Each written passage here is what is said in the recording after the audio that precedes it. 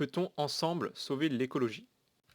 Dans les deux dernières vidéos, nous avons vu que ni les innovations technologiques, ni l'État, ni les entreprises ne vont visiblement nous sortir complètement du problème. Bon, si tout ça ne peut pas nous sortir de la crise environnementale, il me semble qu'il ne nous reste plus beaucoup de possibilités. Ne serait-ce donc pas à nous, la population, de l'ensemble de cette Terre, d'agir et de faire des efforts au quotidien pour sortir de la crise climatique que l'on connaît actuellement? Alors cette posture, elle est forcément moins confortable que les deux précédentes. Elle demande des efforts au quotidien, de l'implication. Elle demande d'avoir un certain nombre d'informations pour savoir comment agir, quand agir et quoi faire. Elle prend également plus de temps, car elle nécessite un certain degré d'information pour savoir comment agir et quand agir. Voyons voir comment il faudrait faire pour résoudre donc pleinement notre problème. Alors pour commencer, je vais vous parler d'un indicateur, l'empreinte carbone. Alors j'imagine que la plupart d'entre vous en ont déjà au moins entendu parler de nom, mais est-ce que vous savez vraiment ce qu'il représente? L'empreinte carbone représente le nombre d'équivalents CO2 que l'on émet au quotidien avec nos actions et nos achats. Si je prends un exemple, 100 km en voiture, eh bien ça émet 22 kg de CO2 équivalent. On cumule ensuite toutes nos actions et tous les achats qu'on fait sur une année et on a notre impact carbone annuel. L'empreinte carbone, du coup, ici, il est bien individuel. Alors savez-vous quelle est l'empreinte carbone moyen d'un Français? En 2021, il était d'environ 9,9 tonnes de CO2 équivalent d'après les derniers calculs. Alors ce chiffre, il n'est pas forcément évident à analyser. Est-ce que c'est beaucoup? Est-ce que c'est peu? Bonne nouvelle, il existe une référence qui nous dit combien de CO2 chaque habitant sur Terre devrait émettre pour que la Terre soit dans un état d'équilibre. C'est-à-dire que ce que l'on émet soit ensuite récupéré par la Terre. Eh bien, d'après les calculs, la moyenne mondiale par habitant devrait être de 2 tonnes équivalent CO2.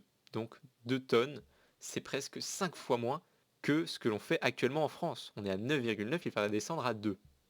Bon, on voit bien que la France n'est pas exemplaire. Je précise quand même que ce 2 tonnes, il est plutôt sorti d'une approximation que d'un chiffre et d'une étude scientifique précise.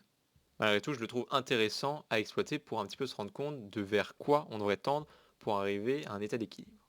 Bon alors bonne nouvelle, la moyenne mondiale, elle est plus basse que celle de la France. La moyenne mondiale, elle est uniquement à 4,5 tonnes équivalentes. Donc on voit que c'est plus proche de 2 que ce que fait un Français. Alors cette moyenne, elle se fait beaucoup baisser par tous les pays en voie de développement, notamment les pays d'Afrique. Mais par contre, d'autres pays comme les États-Unis ou les pays occidentaux justement comme la France, eux la font plutôt augmenter. Si vous voulez connaître votre impact carbone personnel, je vous mets un lien en description.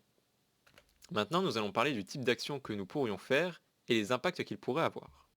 Pour passer en moyenne à 2 tonnes par Français, on voit bien qu'on a beaucoup d'actions à faire. La voiture à elle seule émet plus de 2 tonnes de CO2, donc plus que simplement ce qu'on devrait faire avec toutes nos actions. La nourriture que l'on consomme, donc un besoin primaire, émet à elle seule plus de 2 tonnes 4. On voit à nouveau qu'on a de nombreux changements à faire au quotidien si on veut vraiment diminuer. Tout cela reste des changements profonds.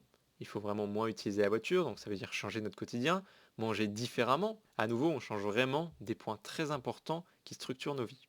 Donc si on souhaite que le changement passe par des changements de notre quotidien, on voit bien qu'on va devoir réaliser des changements drastiques. Mais humainement, comment ça se passe?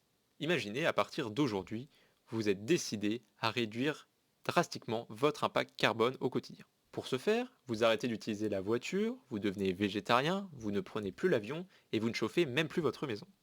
Et bien là encore, vous serez encore à 5 tonnes de CO2 équivalent. On est toujours loin du 2 attendu, mais on s'est rapproché.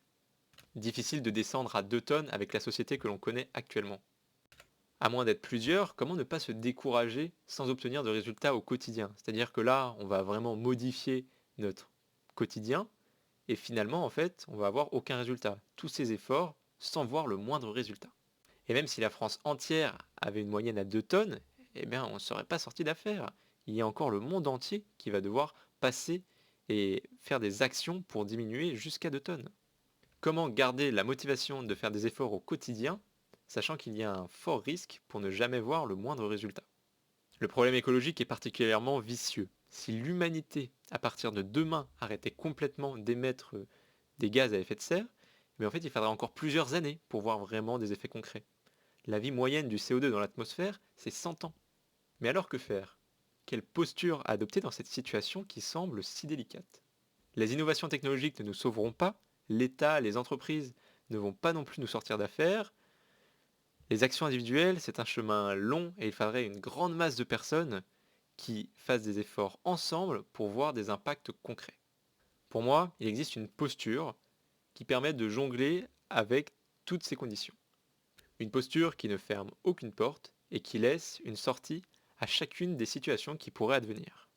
Dans la prochaine vidéo, je vous présenterai cette posture que j'essaie d'adopter au quotidien. La présentation de cette posture conclura cette petite série de vidéos. J'espère que cette vidéo vous aura plu. À la prochaine!